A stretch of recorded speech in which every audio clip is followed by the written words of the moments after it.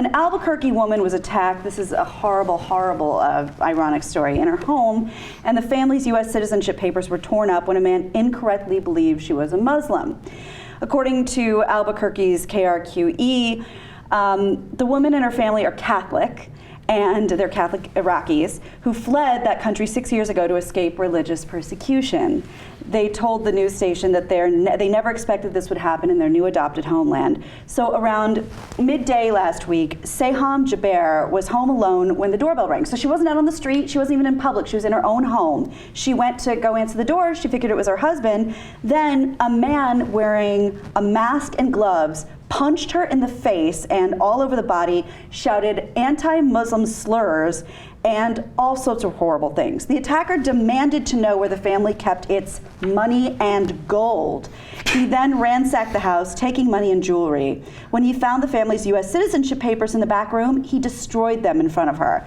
Her husband found her semi-conscious on the apartment floor with injuries to her face, head, and chest.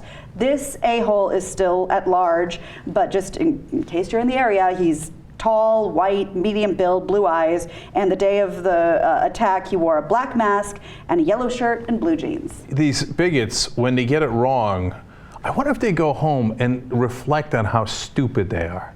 Did he ever discover that she's actually a Christian and think like, oh man, I have egg on my face. Yeah, I beat the living hell out of the wrong religion.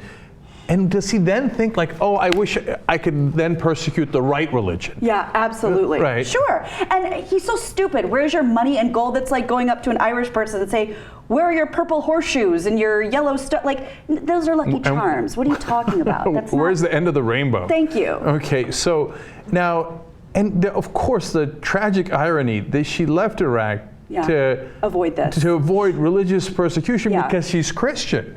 Right? And then she comes here and gets persecuted because they think she's Muslim. Oh my, it makes the head explode. And something even creepier, that since she wasn't out on the street and she wasn't at her home, this person obviously had been watching her. So before this even happened, he wasn't just knocking on random doors.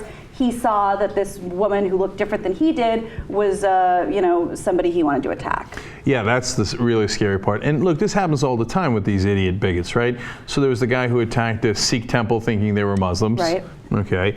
And then there was the neo-Nazi guy, or Nazi, I don't know what makes you neo or not. Anyway, that attacked the Jewish centers. Yeah. Was that in Kansas? Yes. Yeah, that's from where you're from, right? That's in my neighborhood. A lot of people I know were there. Yeah, and he wound up shooting 2 Christians. Yeah. And killing 2 Christians and didn't shoot any Jews.